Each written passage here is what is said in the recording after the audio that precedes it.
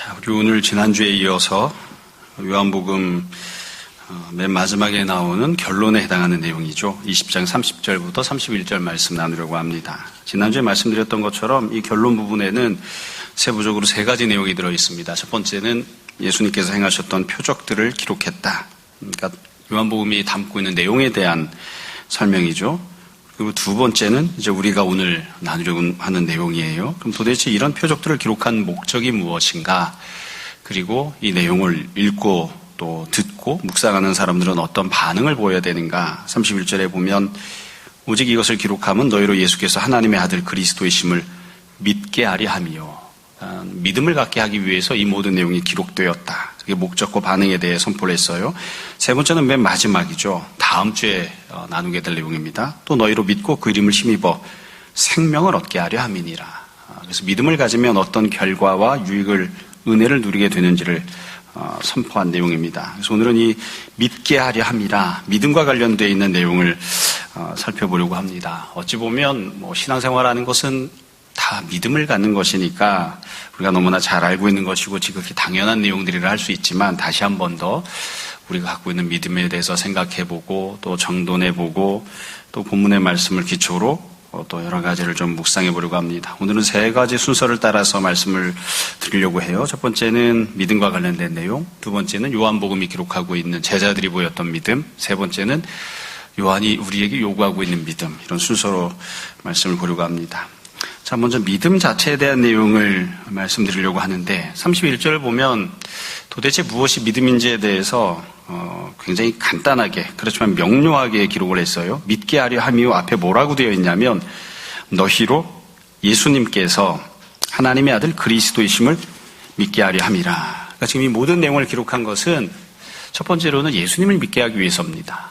이게 기독교 신앙, 우리가 믿고 있는 복음의 진리가 갖고 있는 아주 중요한 특징이에요. 그러니까 우리는 너무나 당연하게 생각하실 수도 있지만 예수님을 믿습니다. 그러니까 다르게 표현하면 우리는 어떤 복잡한 이론 체계나 아니면 어떤 진리나 이렇게 누군가가 발견해낸 어떤 철학이나 논리나 이런 걸 믿는 게 아니라 예수님을 믿는 거예요. 그러니까 인격체이신 예수님을 믿습니다. 사람이신 예수님을 믿어요. 가령 이게 불교와 다른 점이어서 불교에서도 물론 석가모니를 믿는다 하지만 누구나 다 진리를 발견할 수 있잖아요. 숨겨져 있는 진리가 있어서 자기가 돌을 닦고 열심히 간구하면 열심히 이렇게 찾아내면 원래부터 존재하고 있던 진리를 발견해낼 수 있다고 생각하거든요. 그리고 그것을 석가모니가 발견해냈다 이렇게 이야기하는 거죠. 근데 우리는 그렇게 누구나 다 찾아낼 수 있는 이미 원래부터 존재했던 진리나 아니면 어떤 이론 체계나 이런 걸 믿는 게 아니에요. 그런 걸 믿는 게 아니라 예수님을 믿습니다. 살아계시는 예수님을, 인격체이신 예수님을 믿습니다. 이게 우리가 갖고 있는 믿음이 갖고 있는 중요한 특징이죠. 누구나 다 그렇게 고백합니다. 성도라면. 당신은 교회 왜 다닙니까? 그러면 나는 예수님을 믿습니다. 예수님을 믿습니다. 그렇게 고백하는 거예요. 또 이 예수님에 대해서 누구시라고 믿는지에 대한 설명이 나왔어요. 예수님을 믿되 예수님께서 하나님의 아들이시고 그리스도이심을 믿는다. 이렇게 표현합니다. 여러분 이 얘기도 여러 번 반복해서 설명하고 말씀드렸지만 그리스도라고 하는 표현은 히브리어로는 메시아거든요. 메시아는 기름 부음을 받았다라는 뜻입니다. 그리스도라고 하는 말은 헬라어고요. 그러니까 예수님께서 메시아이심을 믿는 거예요. 메시아라고 하는 것을 믿는다는 건 무슨 말이냐? 구약 성경에 보면 하나님께서 인간이 죄를 짓고 심판받아 에덴 동산에서 쫓겨나서 마귀 자식이 되고 또 지옥의 심판을 받아야 되는 그런 운명에 다다르게 되었을 때에 사람들을 구원하시겠다고 메시아를 보내겠다고 약속을 하셨어요. 그래서 그 구약이 약속한 그 메시아가 바로 예수님이시라고 믿는다는 겁니다. 다만 우리가 아는 것처럼 구약 성경은 예수님에 대해서 온전하게 그리고 완전하게 계시하지는 못했습니다. 구약 성경에서 메시아가 올 것이라고만 예언을 했어요. 그러니까 메시아가 오신 건 맞죠. 그런데 메시아에 대해서 군데군데 아주 간접적으로 하나님의 아들이시다라고 이렇게 예언을 합니다. 그러나 구약 성경에서 이걸 명확하게 그렇게 예언하진 않았어요. 그래서 구약 성경을 쭉 읽다 보면 메시아는 하나님의 아들이시구나 그렇게 깨닫기 어렵습니다. 그러니까 메시아가 오는구나 이건 알지만 그분이 하나님의 아들이시구나 이렇게 생각하기는 어려워요. 또 구약 성경은 메시아가 고난을 당할 것이다 이런 이야기를 예언을 합니다. 그러나 구약 성경에서는 메시아가 십자가에 십자가에 달려 죽을 것이다. 이렇게 구체적으로 예언하진 않았어요. 그래서 구약 성경을 읽다 보면 고난을 당하는가 보다, 어떤 종류의 고난을 맞이할까, 이런 정도만 생각하지 메시아는 반드시 십자가에 달려 죽을 거야, 이거 알기가 어렵습니다. 또 부활도 마찬가지죠. 구약 성경에서 군데군데 간접적으로 부활에 대해서 약속을 합니다. 그러나 구약만 읽어가지고서는 메시아는 죽은 지 3일 만에 무덤 문을 열고 부활하실 분이셔, 누구나 다 알 수 있느냐? 아닙니다. 절대로 모릅니다. 그래서 구약은 굉장히 간접적으로 예언을 해놓았어요. 그러니까 예수님은 분명 구약 때부터 예언되었던, 하나님께서 보내주시겠다고 약속하신 그 메시아가 맞지만, 그러나 구약에는 모든 내용을 성취하신 메시아일 뿐만 아니라 구약에서는 아직 계시되지 않았던, 그리고 구약에서는 다 알려주지 않았던 다른 모든 하나님의 뜻까지도 온전하게 성취하시는 그런 메시아로 오신 분입니다. 우리는 그렇게 이제 예수님에 대해서 믿는 거예요. 뿐만 아니라 표현을 메시아일 뿐만 아니라 하나님의 아들이라고 되어 있죠. 하나님의 아들. 하나님의 아들이라고 하는 표현은 그냥 히브리적인 표현일 뿐입니다. 그냥 의미만 놓고 보면 하나님이시다, 이렇게 선포한 거예요. 우리 예수님을 어떻게 믿느냐? 예수님은 훌륭한 도덕적 선생인가? 물론 맞습니다. 근데 그렇게만 우리가 믿는 게 아니죠. 예수님은 어떤 정치적인 혁명가인가? 그런 측면이 없다고 할 수는 없어요. 그럼 우리 그렇게 예수님을 믿는 게 아니에요. 예수님은 이 땅에 육신을 입고 오신 온전하신 하나님이시라고 우리가 믿습니다. 그래서 예수님은 완전한 사람이시고, 주님의 육체는 완전한 사람이에요. 동시에 주님의 영혼은 완전한 하나님이십니다. 그래서 예수님을 우리가 하나님이라고 믿는 거죠. 그래서 이 공생의 사역하시면서 주님께서 행하셨던 일들, 우리가 지난주에 보았던 내용들이 있죠. 요한복음을 보면 전반부에서는 주님의 공생의 사역, 후반부에서는 십자가 고난과 영광스러운 부활이 나오는데, 공생의 사역하시면서 주님께서 행하셨던 세 가지 내용들이 있었어요. 하나님과 관련해서, 우리 자신과 관련해서, 예수님과 관련해서. 어떻게 하면 하나님의 자녀가 되고 하나님의 아들이 되고 딸이 되는가? 어떻게 하면 예배자가 되고 예배를 통한 영원한 은혜를 받아 누릴 수 있는가? 또한 죄악 때문에 심판받아서 죽음이 우리를 끌고 다니는 그런 형편 속에서 우리가 태어나 살고 있는데, 어떻게 하면 이 모든 과정 속에서, 이 모든 처지 속에서 구원을 누릴 수 있는가? 삶을 살아가면서 만나게 되는 여러 가지 문제들, 일용할 양식의 문제, 풍랑의 문제, 결국 모든 사람이 직면하게 되는 죽음이라고 하는 문제에서 어떻게 우리가 은혜와 구원을 누릴 수 있는가? 이걸 예수 그리스도, 하나님의 아들이신, 구약 때부터 예언되었던 그리스도이신 예수님을 통해 이 모든 은혜들을 하나님께서 우리에게 베풀어 주신다, 우리가 그렇게 믿는 거죠. 또한 하나님의 아들이신, 구약 때부터 예언되었던 바로 메시아이신 예수님께서 십자가에 달려 돌아가셨고 또한 3일 만에 부활하셨다, 우리가 그렇게 믿는 겁니다. 여러분, 우리가 다 믿는 믿음은 또한 더불어서 본문에서는 그런 내용까지 이야기하진 않지만, 구약시대 때 하나님이 베푸셨던 모든 은혜들도 예수님께서 베푸신 은혜입니다. 천지를 창조하신 것도, 에덴 동산을 만들어주신 것도, 또 아브라함을 불러서 직분을 주신 것도, 모세를 부르시고 직분을 주신 것도 다 예수님이십니다. 이스라엘 백성들을 애굽에서 종살이하고 있을 때 출애굽시켜 주시는 구원의 역사를 베풀어 주신 것도 예수님이십니다. 이사야를 부르신 것도, 엘리야를 부르신 것도, 다윗을 왕으로 세우신 분도 예수님이십니다. 다만 구약 때에는 예수 그리스도께서 이 모든 역사를 행하시고 은혜를 베푸셨다는 것이 완전한 모습으로 계시가 안 되었어요. 그러니까 실제로는 예수님이 베푸신 은혜들이지만 구약 성경을 읽고 있던 사람들, 구약시대 이스라엘 백성들은 그걸 온전하게 다 이해할 수는 없었던 거죠. 그래서 예수님께서 어떤 분이신지를 잘 아는 것, 그리고 예수님께서 어떤 분이신지를 잘 고백하는 것, 그리고 그렇게 대하는 것, 이제 이런 것들이 우리가 품어야 되는 이제 믿음인 거죠. 자, 그러면 두 번째로, 요한이 요한복음을 기록하면서 많은 사람들이 예수님을 향해 믿음을 가졌던 내용들을 기록을 하고 있거든요. 그러니까 이 요한복음이 기록하고 있는 예수님이 보여주셨던 행함과 말씀이라고 하는 표적들, 이 표적들이 믿음을 갖게 하기 위해서라고 이렇게 선포를 했는데, 그러면 실제로 예수님의 행함을 보았던 사람들, 예수님의 말씀을 들었던 사람들, 주님이 주시는 표적을 직접 목격했던 증인들은 어떤 종류의 믿음을 가졌는가, 이 부분을 조금 살펴보려고 합니다. 늘 말씀드리지만 불행하게도 예수님을 직접 만나보았던 사람들이라고 해서 뚜렷하게 정말 훌륭한 믿음을 가졌던 건 아니에요. 믿음을 갖게 하기 위해서 예수님이 이 표적들을 다 행해 주셨는데, 실제로 이 은혜를 받았던 사람들은 어떤 믿음을 가졌을까? 요한복음에 나오는 사람들은 어떻게 믿음으로 반응을 했는가를 한번 생각을 해볼게요. 지금 말씀드리는 것처럼 별로 바람직하지는 않습니다. 별로 바람직하지는 않아요. 자, 요한복음에 나오는 믿음을 가만히 생각해 보면 첫 번째 특징이 있어요. 요한복음에 나오는 사람들은 믿음을 갖고 주님을 찾아 나와서 은혜를 구했던 적이 거의 없습니다. 여러분, 요한복음에 보면 여러 가지 종류의 기적들이 있어요. 가나온인 잔치, 혼인집에 포도주가 떨어졌잖아요. 그 포도주가 떨어진 것을 보고 집주인이, 혼인을 진행하고 있던 사람이 예수님을 찾아와서 예수님께 당신은 하나님의 아들이십니다. 구약서부터 예언되었던 메시아이십니다. 우리 이 문제를 해결해 주십시오. 그렇게 구했나요? 아닙니다. 그렇지 않습니다. 그래, 믿음으로 찾아 나오지 않았어요. 믿음으로 찾아 나오지 않았어요. 왕의 신하가 자기 아들이 죽어가니까 예수님을 찾아 나왔습니다. 병을 고쳐달라고 하죠. 병을 고쳐달라고 하는 은혜를 구하는 그런 믿음은 갖고 있었지만 예수님을 하나님이라고 그렇게 고백했나요? 예수님을 메시아라고 고백했나요? 아니요. 그런 믿음 없었습니다. 그런 믿음을 갖고 찾아 나온 게 아니에요. 오병이어 기적 때 제자들이 예수님을 향해서 당신은 하나님의 아들이십니다. 천만에요. 그런 믿음을 갖고 있었던 게 아니에요. 그러니까 이 요한복음에 나오는 다른 사건들도 다 마찬가지예요. 태어나면서부터 맹인이었던 사람 예수님이 고쳐주셨지만 그 사람이 믿음 갖고 있음을 찾아 나왔는가? 아닙니다.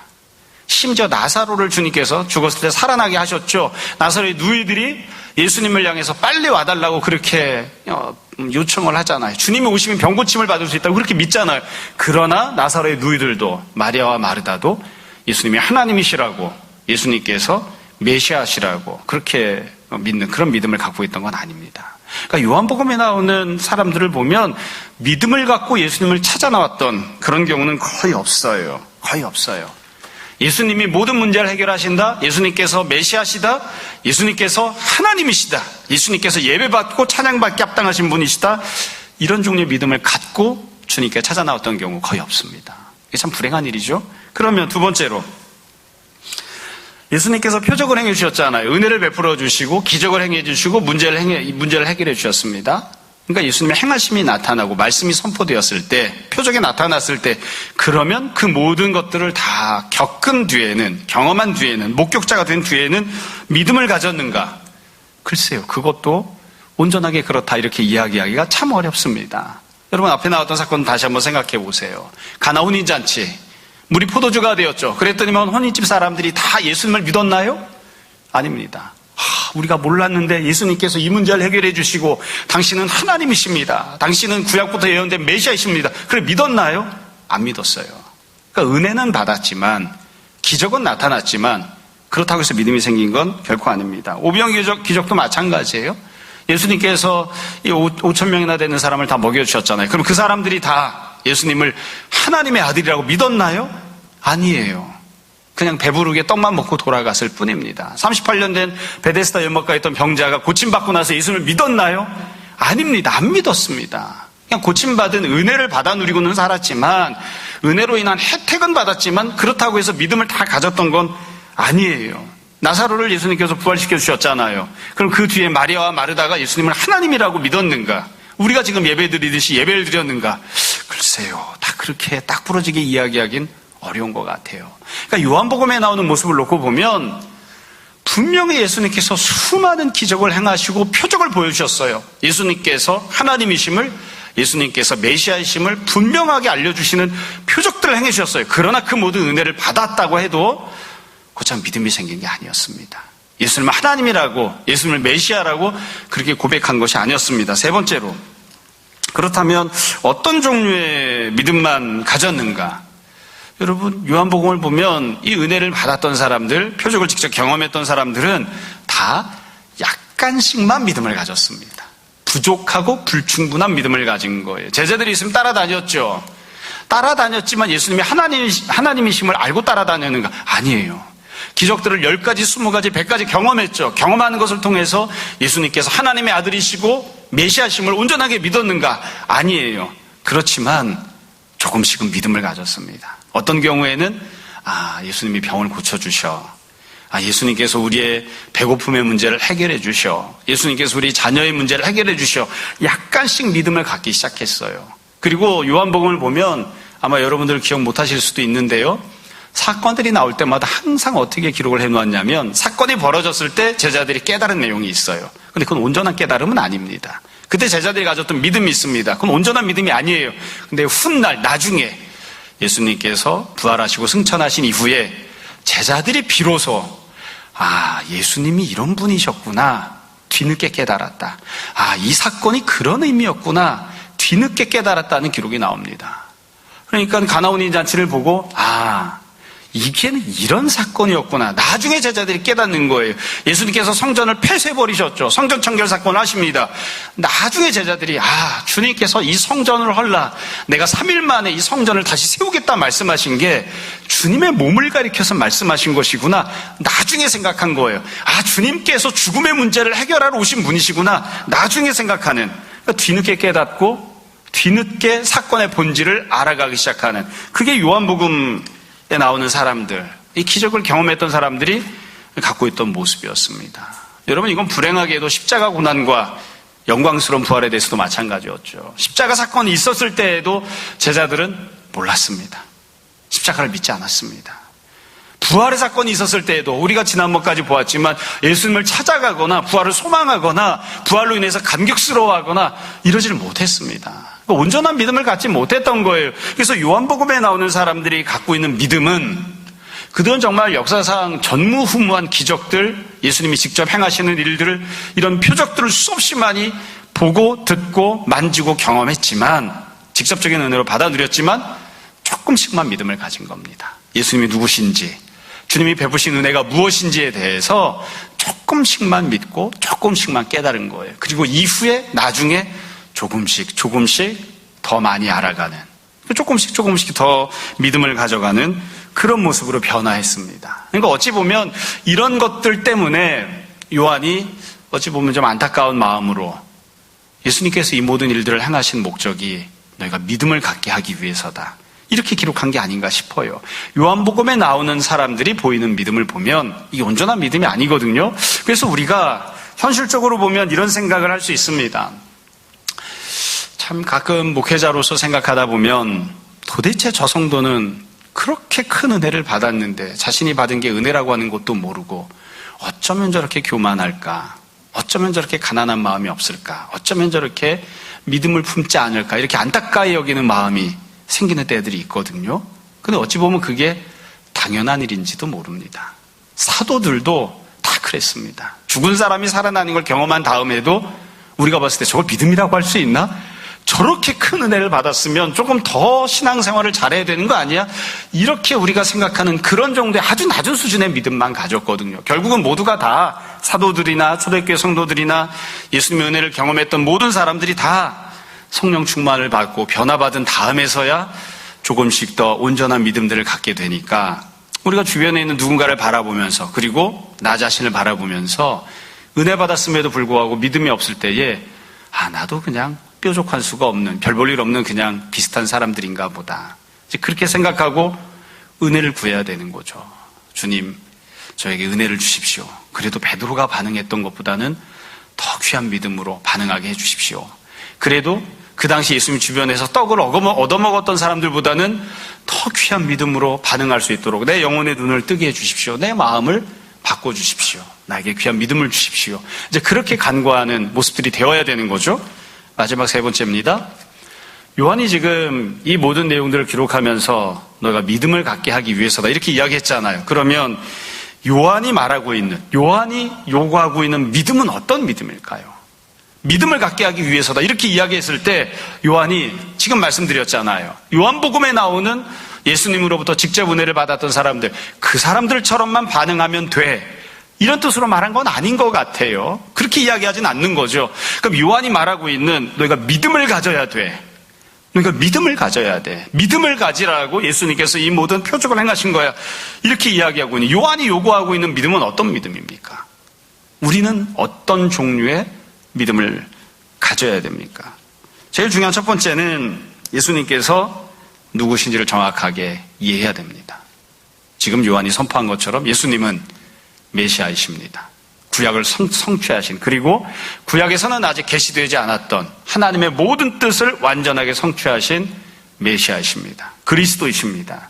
우리는 그걸 온전하게 이해해야 됩니다. 또 예수님은 하나님이십니다. 우리가 똑같은 사람이 아니라 하나님이십니다. 그래서 우리는 하나님이신 예수 그리스도를 믿습니다. 예수님이 어떤 분이신지를 잘 알아야 돼요.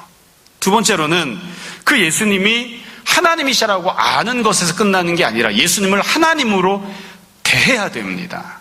예수님을 하나님으로, 예수님을 메시아로 대해야 돼요. 그러니까 예수님을 하나님으로 메시아로 대해야 된다는 건 도대체 무슨 뜻일까? 무슨 뜻일까? 뭐 어려운 내용이 아니죠. 요한복음이 기록하고 있는 내용 그대로 하는 거예요.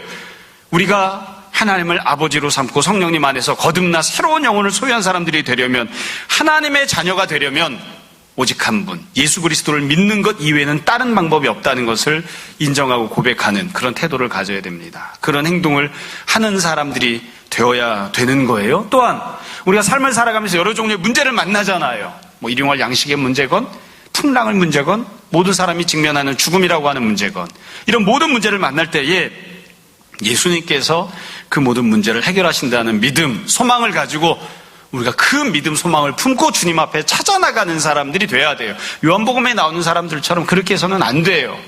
은혜를 받은 다음에도 주님께서 나에게 은혜를 베푸셨음을, 하나님이신 예수 그리스도께서 우리에게 은혜 베푸셨음을 잘 인식하고 깨닫고 고백하는, 그래서 주님 앞에 나와서 찬양하고 경배하고 예배드리는 그런 모습으로 행동을 해야 되는 거죠. 여러분, 사람들은 처음에는 경험이 없으니까 잘 몰라서 어리석게 행동할 수도 있어요. 그러나 한번 경험했으면, 한번 실수를 했으면 그 다음에 그렇게 행동을 안 할 수도 있는 거거든요. 기회가 주어진 거잖아요. 요한복음에 나오는 사람들은 질병의 문제를 만났을 때 믿음을 품고 주님 앞에 나오지 못했습니다. 그건 그 사람들이고요. 우리는 질병의 문제를 만났을 때, 일용할 양식의 문제를 만났을 때, 삶을 살아가면서 내 힘으로 해결할 수 없는 어떤 종류의 문제를 만났을 때 믿음을 가지고 주님 앞에 나와야 되는 거죠. 그게 요한이 우리에게 요구하고 있는 그런 믿음입니다. 그래서 우리가 예수님을 하나님으로 대하는 그런 모습들이 우리 안에 있어야지 돼요. 그냥 단순히 하나님이시다라고 알고 있는 것이 아니라 하나님 아버지의 모든 관계에 있어서, 내 존재가 변화받는 데 있어서 오직 예수님만이 해답이 되십니다. 그렇게 대해야지 돼요. 내가 태어났을 때 이미 질병의 문제가 있었죠. 죽음의 문제가 있었죠. 우리가 어쩔 수 없이 죽음이 끌고 다니는 대로, 죽음이 왕노릇하는 대로 종노릇하며 살아가고 있잖아요. 이 모든 문제를 해결받으려면 하나님이신 예수님이 이 모든 문제를 해결하십니다. 그렇게 믿고 예수님을 대하는 태도를 가져야 돼요. 삶을 살아가면서 만나는 모든 종류의 문제들에 대해서도 오직 주님만이 해결자가 되신다고 믿는 그런 믿음으로 예수님을 대해야 돼요. 하나님으로 대하는 그런 모습이 있어야 됩니다. 이게 믿음인 거죠. 요한이 요구하고 있는 믿음은 바로 이겁니다. 자, 이제 말씀을 정리하려고 합니다. 오늘 본문을 보면 예수님께서 수많은 표적을 행하셨다고 하죠. 주님께서 하나님이심을, 주님께서 그리스도이심을 분명하게 보여주는 증거들, 표적들을 예수님께서 많이 행해 주셨습니다. 그렇게 선포하셨습니다. 믿음도 마찬가지입니다. 믿음도 표적이 있는 믿음을 가져야 됩니다. 표적이 있는 믿음이란 내가 예수님이 하나님이시고 그리스도이심을 알고 있기 때문에 그것을 구체적으로 고백하는, 겉으로 드러나는 증거가 있는 믿음입니다. 내가 예수님을 하나님으로 정말 대하고 있기 때문에, 믿고 있기 때문에 겉으로 드러나게 행동하는 증거가 있는 그런 믿음입니다. 누군가 옆에 있는 사람이 나를 보았을 때 저 사람은 예수님을 진짜 하나님이라고 생각하는 것 같아. 저 사람은 예수님이 진짜로 모든 문제를 해결해 주신다고 생각하는 것 같아. 옆에 있는 사람들이 누구나 다 보고 알 수 있는 그런 증거를 갖고 있는, 표적을 갖고 있는 그런 믿음을 우리가 가져야 됩니다. 현실적으로 한두 가지를 권면을 할게요. 우리 성도들을 보면서 제가 늘 하는 생각이에요. 우리 성도들뿐만 아니라 저 자신도 그렇고요. 다른 분들에게 이야기할 때도 말씀드리는 내용입니다. 여러분, 우리가 믿음이라고 하는 것을 자꾸 다른 것으로 바꾸려고 하면 안 됩니다. 제가 어렸을 때 그런 얘기를 많이 들었어요. 열심으로 믿음을 대체하려고 하지 마라. 열심과 믿음은 다른 것이다. 헌금 몇 푼 내고 그것을 내가 믿음이 있다고 생각해서는 안 된다. 헌금과 믿음은 동일한 것이 아니다. 그렇게 이야기를 하거든요. 이렇게도 말씀드리고 싶어요. 여러분, 성실하게 사는 것은 믿음과 직접 관련이 있는 것이 아닙니다. 성실한 삶과 믿음은 다른 겁니다. 근데 종종 보면 우리 성도들은 다 대체로 부지런하고 도덕적이고 열심히 삶을 살아요. 책임감 있는 모습으로 살거든요. 그건 불교 신자도 그렇게 삽니다. 종교가 없는 사람도 그렇게 삽니다. 성실하게 사는 것과 믿음을 갖고 사는 것, 성실하게 사는 것과 주님 앞에 나와서 기도하는 건 완전히 다른 겁니다. 우리가 성실하게 사는 것을 보고 주변 사람들이 저 사람은 예수님 믿는구나. 아니요. 아무도 그렇게 얘기하지 않습니다. 아무도 그렇게 얘기하지 않아요. 열심히 사는 모습을 보고 저 사람은 예수님 믿는 사람이구나. 아무도 그렇게 얘기하지 않습니다.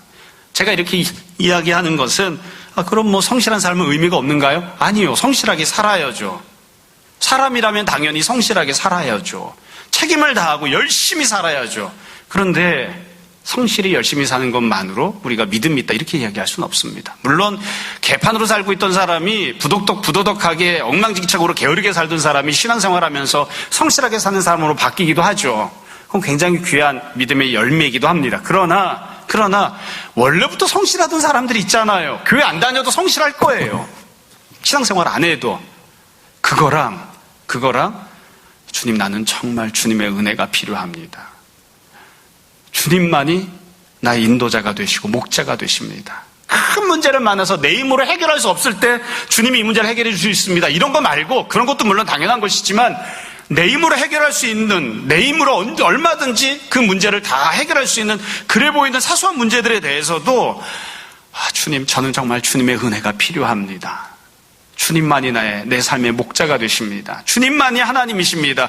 그렇게 고백하는 그런 믿음이 있어야 돼요. 그런 믿음으로 살아야 되는데 우리가 종종 믿음을 싹 지워버리고 기도하는 것 지워버리고 옆에 있는 성도들 사랑으로 격려하고 섬기는 것 다 지워버리고 성실한 삶, 주변 사람들로부터 인정받는 삶, 성공적인 삶, 조금 그냥 적나라하게 표현하면 중산층적인 삶, 그런 것들을 마치 믿음이 있는 것인 양 오해하거나 착각하는 경우들이 있다고요. 결국 그렇게 해서는 안 됩니다.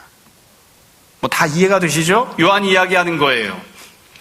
예수님께서 이렇게 수많은 표적을 행해 주셨다. 왜?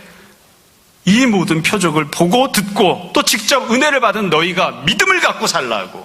이 은혜를 받은 너희가 예배당에 나와서 기도하는 자가 되라고. 이 은혜를 받은 너희가 주님을 찬양하고 경배하고 예배드리는 사람이 되라고, 믿음을 갖고 사는 사람들 되라고 이 모든 표적들을 주님께서 행해 주신 것이다. 요한이 권면하잖아요. 성실하게 살아라가 아니에요. 도덕적으로 살아라가 아니에요.